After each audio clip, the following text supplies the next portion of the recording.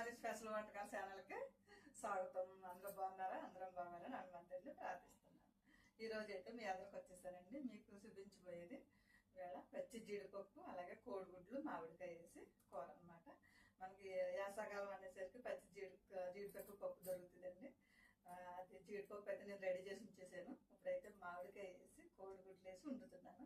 మనం దానికి కావాల్సిన పదార్థాలు తయారు చేసే విధానం చూపిస్తాను చూడండి. మనకి ఎండు జీడిపప్పుకి పచ్చి జీడిపప్పుకి టేస్ట్ తేడా అవుతుంది. పచ్చి జీడిపప్పు కూర చాలా బాగుంటుంది. ఈరోజు అయితే మామిడికాయ వేసి వండుతున్నాను, చూపిస్తాను చూడండి. ఇదిగోండి పచ్చి జీడిపప్పు నేను కోసుకుని పెట్టుకున్నాను. ఒక పావు కేజీ పప్పు ఉంటుంది అనమాట. మనకి పావు కేజీ పప్పుకి మనకి పసుపు, నూనె, ఉల్లిపాయలు, పచ్చిమిరకాయలు అవి అంత పడతాయి చూపిస్తున్నాను చూడండి. ఇది 3 స్పూన్లు నూనె, తగినంత సాల్ట్, ఉప్పు, అలాగే 3 స్పూన్లు కారం, ఒక పావు స్పూన్ పసుపు, 4 స్పూన్లు మసాలా, అలాగే 3 ఉల్లిపాయలు ముక్కలు చేసి పెట్టుకున్నాను, అలాగే 3 పచ్చిమిరకాయలు ముక్కలు చేసి పెట్టుకున్నాను, అలాగే కొంచెం కొత్తిమీర. మనం మసాలాకి కావాల్సినవి అనమాట. మనకు కూరకు చదువుకున్నాయి అన్నీ.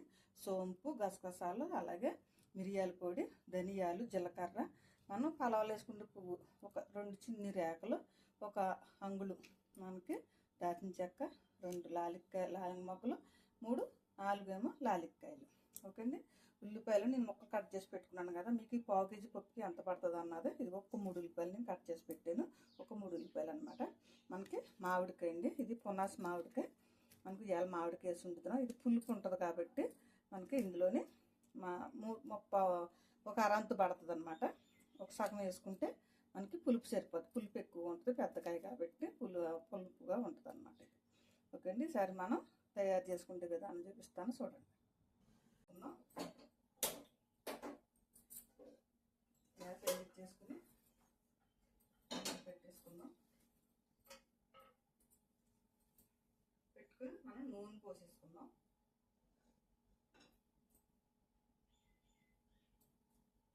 నూనె పోసుకున్నాం కదా. మనం లోపల నూనె కాగుతూ ఉంటుంది. మనం కోడిగుడ్లు అయితే నేను ఉడకబెట్టేసి ఉంచేసానండి. మనకి మామూలుగా ఉడకబెట్టుకునే దానికన్నా కుక్కర్లో ఉడకబెట్టుకుంటే చక్కగా మనకి పప్పులు ఇలా ఈజీగా వచ్చేస్తాయి అన్నమాట. మీకు ఇది మంచి టిప్. ఎందుకంటే మనం మామూలుగా ఉడకబెట్టుకున్నప్పుడు గుడ్డ అంతా ముక్కల కింద ఊడిపోద్ది కదా. అందుకు మీకు దానికన్నా ఇది బాగుంటుంది అన్నమాట. ఇలాగ చక్కగా టకటకమంటే ఇలా మనకి గుడ్లు వచ్చేస్తాయి అన్నమాట. నేను కూడా అందుకనే ఒలుసు ఉంచలేదు, మీకు చూపిద్దాం అలాగనేసి. చక్కగా ఇలాగ వస్తుంది అన్నమాట.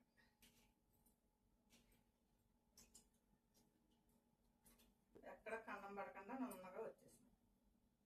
నూనె అయితే కాగింది. కంపల్సరీగా మూత మాత్రం దగ్గర పెట్టుకోవాలి, నీరు పడిపోతుంది. ఎందుకంటే గింజలో నూనెలో చిట్పట్లాడి మొగనిండా వండినిండా నూనె కింద పడిపోతే మనకు కూడా చిట్పట్లాడి మీద ఆడుతుంది అన్నమాట. ఇప్పుడు మనం పచ్చిమిరకాయలు వేగిన తర్వాత ఉల్లిపాయలు వేసేసుకుందాం. పచ్చిమిరకాయలు వేగిపోయి ఉల్లిపాయలు వేసేస్తాం.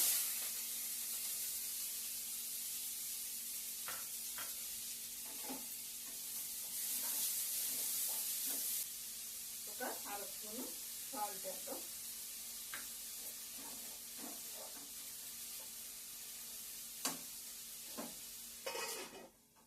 అలాగే ఒక 5 నిమిషాలు అలా వదిలేస్తాం. అంటే ఉల్లిపాయలు అయితే వేగుతున్నాయి. అంటే ఇంకో కొద్దిగా వేగాలి.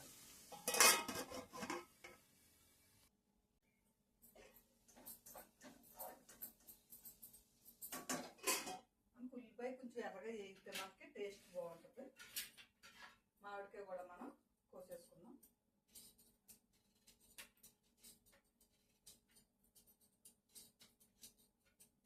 మామిడికాయ మనం పచ్చి మామిడికాయ టేస్ట్ బాగుంటుంది.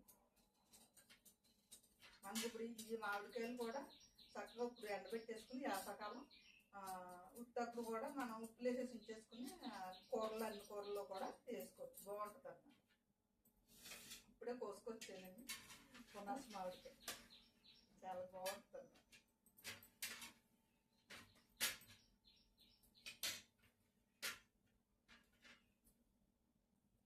మనం పేలు కింద కొయ్యక్కలేకుండా దీన్ని ఉండగానే చక్కగా ఇలాగా కింద కొట్టుకోవచ్చు.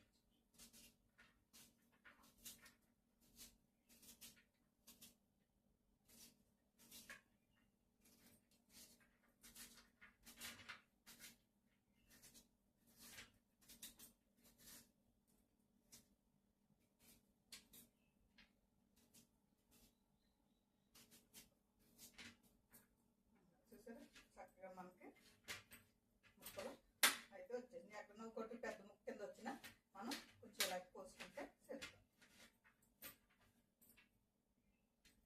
బాగా అప్పుడే పొరుగుకి వచ్చేసింది, ఇది బాగా ముదిరింది, అందుకే ఎల్లో కలర్ వచ్చింది అనమాట.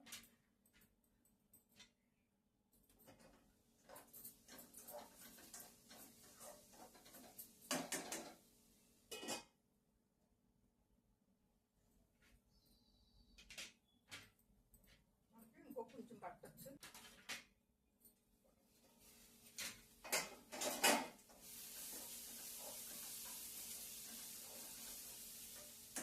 మనకి ఉల్లిపాయ అయితే వేగింది.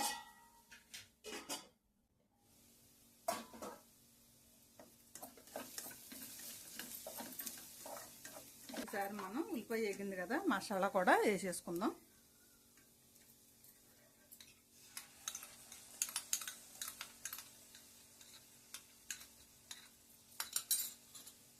కొద్దిగా మసాలా కొద్దిగా ఇలా నూనెలో వేగితే మంచి టేస్ట్. మసాలా అయితే మనకి వేగింది. ఈసారి రెండు కలిపి మళ్ళీ ఒకసారి కొంచెం ఇలాగ అన్నాం.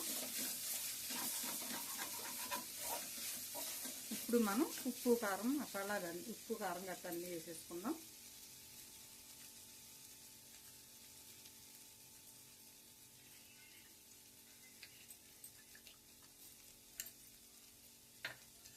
పసుపు ఇందాక మనం సాల్ట్ వేసాం కదా, చూసుకుని వేసుకుందాం.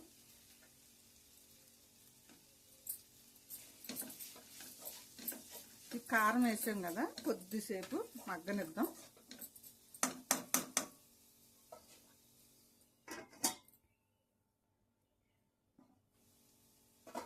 ఇప్పుడు జీడిపప్పు కూడా వేసేద్దాం.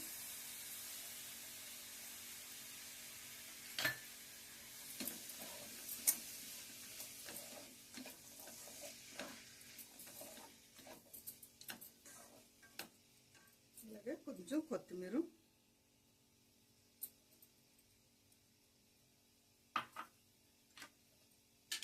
కొద్దిసేపు అలాగా మగ్గనిద్దాం.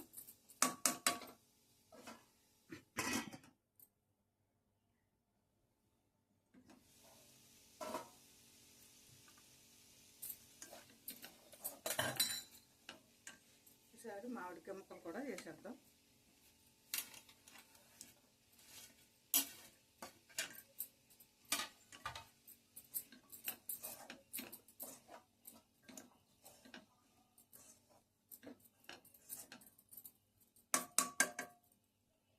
మళ్ళీ ఒక నిమిషం మూత పెడదాం.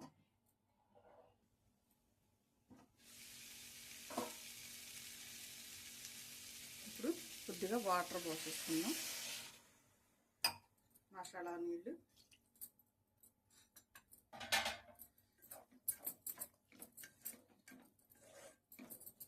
చక్కగా ఉల్లిపాయ ముక్కలు ఇవి అన్ని మామిడికాయ ముక్కలు చక్కగా ఉడుకుతాయి. ఇందులో గుడ్లు కూడా కోడిగుడ్లు కూడా వేసేసుకోవాలి.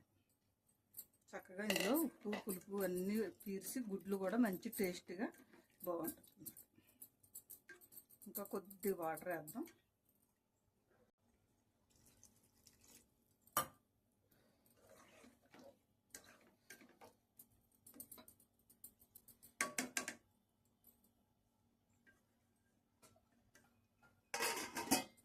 అలాగే ఒక 10 నిమిషాలు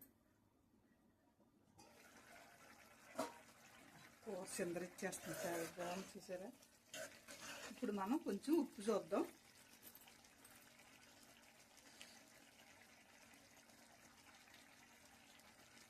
కొద్దిగా ఉప్పు పడుతుంది. మనం కొంచెం ఇందాక ఉల్లిపాయలు వేసాం కదా, ఇప్పుడు ఒక స్పూను, ఎందుకంటే కొంచెం మామిడికి వేసిన దాని మీద ఒక పడుతుంది అన్నమాట.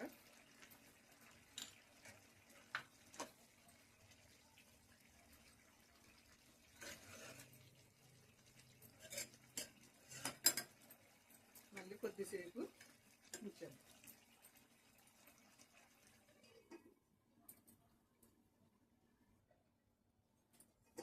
మనకి కూర అయితే చక్కగా వచ్చింది. చూసారా, దగ్గర గంట వచ్చేసిన కూర అయితే ఉడికిపోయింది. ఇంకా మనకి కొంచెం కొత్తిమీర జల్లేసుకుని దింపేసుకుందాం. గ్యాస్ అయితే కట్టేస్తున్నాను. మనం బౌల్లో వేసేసుకుందాం. కూర అయితే మనం బౌల్లో వేసేసుకున్నాం. కొంచెం కొత్తిమీర కూడా జల్లేసుకుని చేసేద్దాం. ఇది చూసారా, చక్కగా జీడిపప్పు కోడిగుడ్లు మామిడికాయ కర్రీ అయితే రెడీ అయిపోయింది. మనకి సరే మనం టేస్ట్ చేయడమే లేట్. కూర అయితే రెడీ అయిపోయిందండి. పచ్చి జీడిపప్పు అలాగే మామిడికాయ కోడిగుడ్లు అనమాట. ఇది పెసల కూర. ఎందుకంటే మన మామూలు జీడిపప్పు అయితే మనకి ఎప్పుడు దొరుకుతుంది, పచ్చి జీడిపప్పు అన్నారు మనకి దొరకదు కాబట్టి ఇదైతే పెసల కూర అనేది. ఇది చాలా బాగుంటుంది. మామిడికాయ వేసి వండుకున్నాం ఈరోజు అయితే. చాలా బాగుంటుంది అనమాట. మీకు నచ్చిందని అనుకుంటున్నాను. ఎందుకంటే కావాల్సిన పదార్థాలు తయారు చేసే విధానం చూపించాను. అవకాశం ఉన్నంత వరకు అక్కడ దొరికితే తెచ్చుకుని తినండి. చాలా బాగుంటుంది మామూలు పప్పు దీనికి. ఈరోజు అయితే నేను కూడా టేస్ట్ చేసేస్తాను. మీకు నచ్చిందని అనుకుంటున్నాను.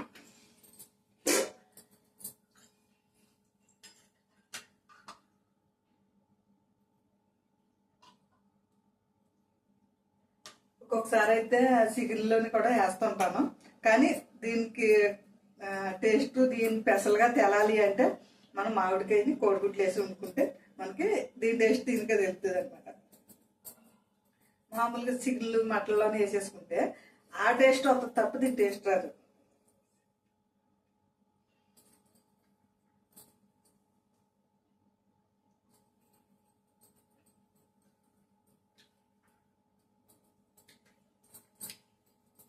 బాగుంది, పుల్ల పుల్లగా, కారం కారంగా.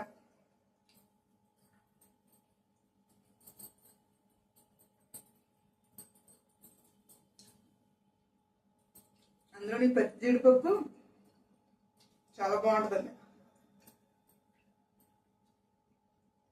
మధ్య మధ్యలో ఒక కోడిగుడ్డు ముక్క నంచుకుంటాం.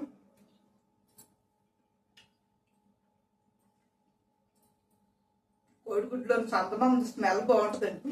ఆ స్మెల్తో నాకు చాలా ఇష్టం అనమాట. కోడిగుడ్డు అలాగా నంచుకుని తింటే చాలా ఇష్టం.